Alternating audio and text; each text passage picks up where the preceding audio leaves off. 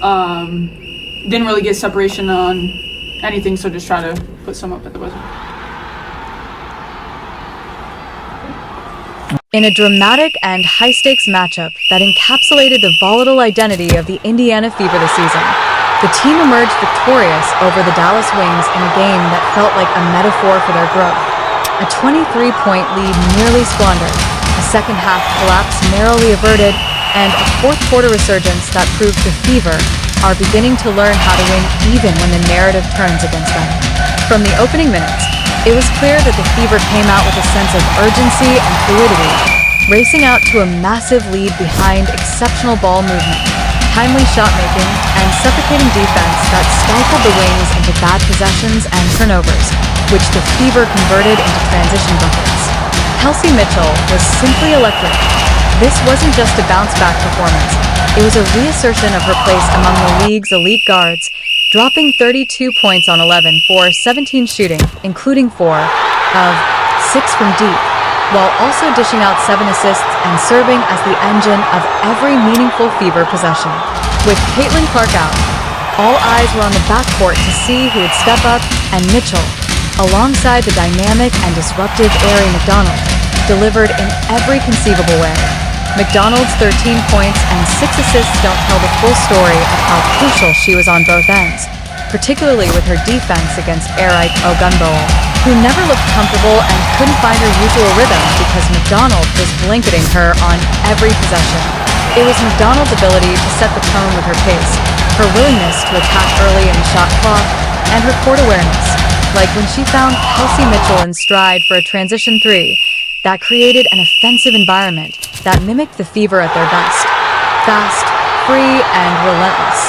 Early plays, Lexi Hull's interior defense leading to fast break opportunities, Natasha Howard's key steal resulting in a McDonald layup, and Hull again finding herself on the receiving end of a kick-out 3, showed how defense was seamlessly translating to offense. Aaliyah Boston, ever the symbol of measured dominance, chipped in with 21 points on 9 of 14 shooting, continuing her trend of unforced excellence. Nothing in her game felt rushed, forced, or dramatic. She simply reads the defense, takes what's available, like open lanes to the basket from the high post or easy finishes on the low block, and makes the high percentage plays with grace and precision. She's blossoming into the kind of foundational player who doesn't need volume to be impactful. Her touch around the rim, poise under pressure, and intuitive timing are hallmarks of maturity beyond her years. And then there's Kelsey Mitchell, whose pure shooting mechanics are arguably among the best in the WNBA.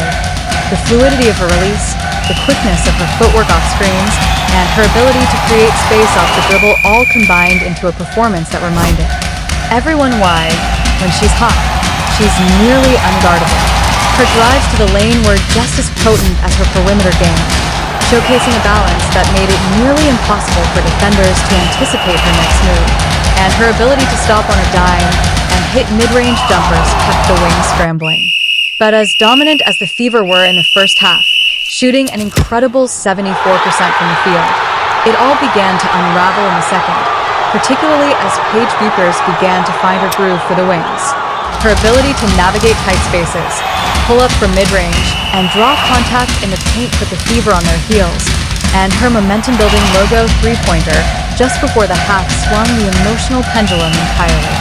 Suddenly, that 23-point lead felt shaky, and the Fever came out of the locker room with lethargy and confusion, allowing Buchers to score on a wide-open backdoor cut right out of the gate, an omen for what was to come.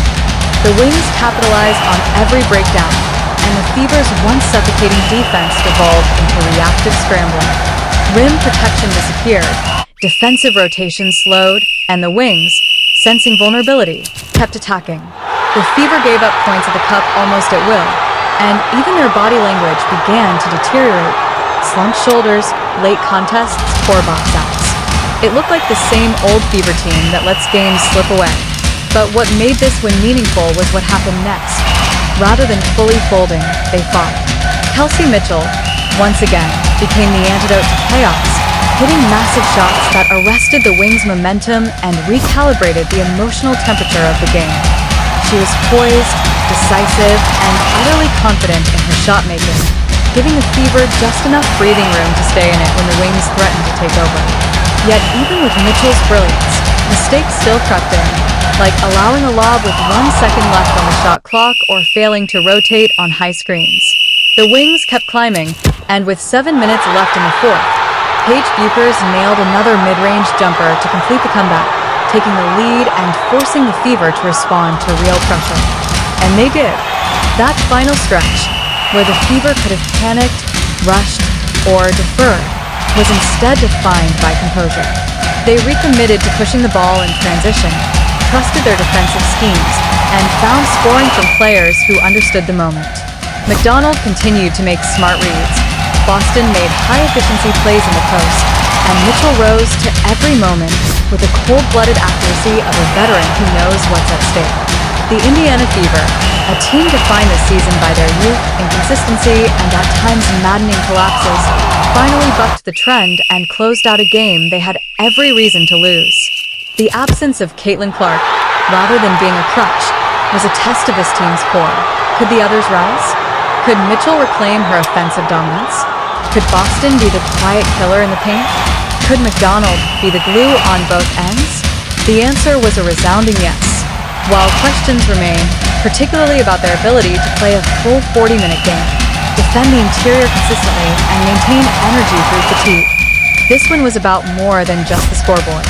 It was about discovering that this team has more than one way to win, more than one star to rely on, and perhaps most importantly, a growing sense of who they are when the game is on the line.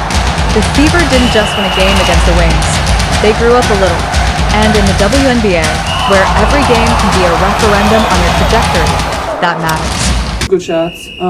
It's like we have a good flow. We get to know each other better.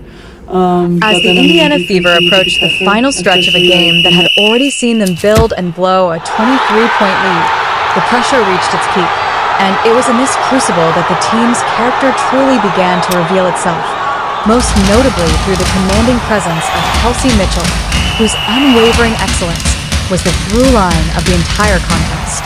After the Dallas Wings, sparked by the increasingly aggressive play of Paige Buchers, clawed their way back into contention with a sequence of momentum-shifting plays, including a slick three-point jumper from Buchers over Lexi Hull that sent a jolt through the crowd and clearly rattled the Fever's composure.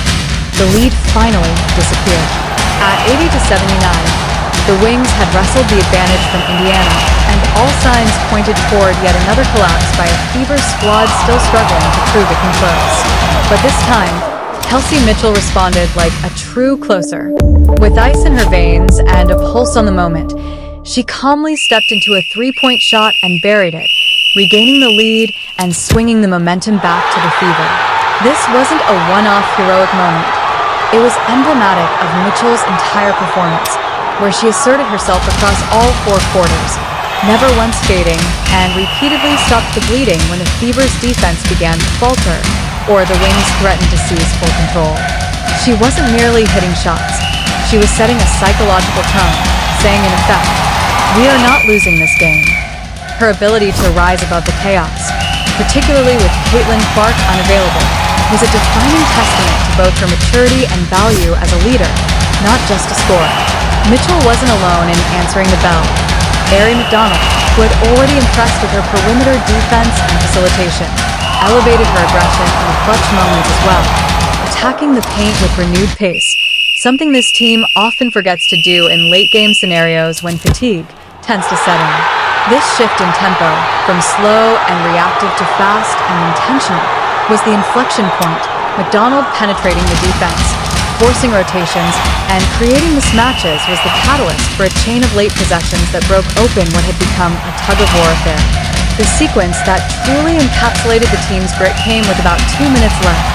Natasha Howard with the steal, jump-starting a transition opportunity that saw Kelsey Mitchell explode downcourt, knifing through defenders and finishing an and-one layup at the cup.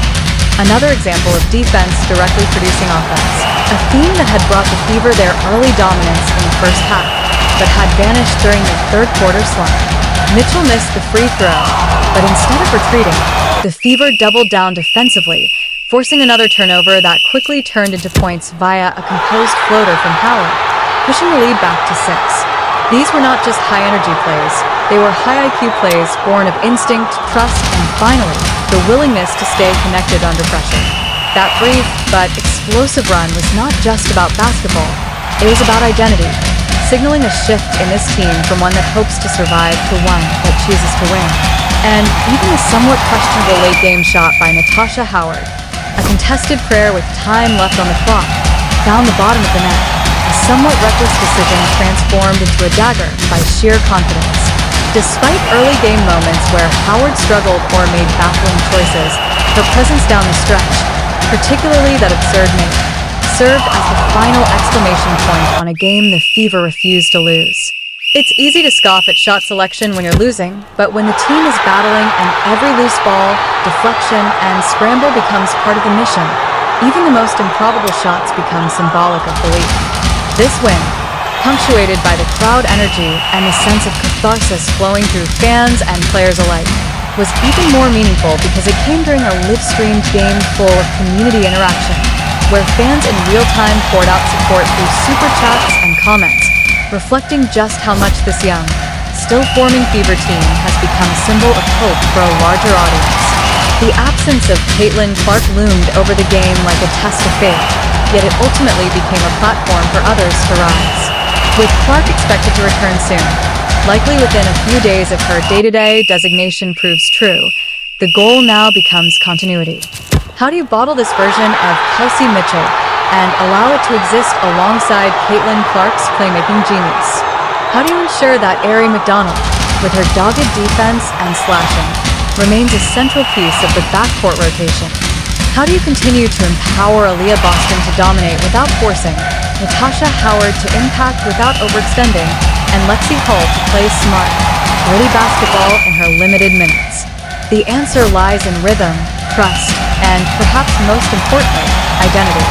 The Fever have been searching for who they are all season, oscillating between moments of brilliance and stretches of disorganization. But this game may mark a turning point. Not because they were perfect, far from it, but because when things fell apart, they refused to fold.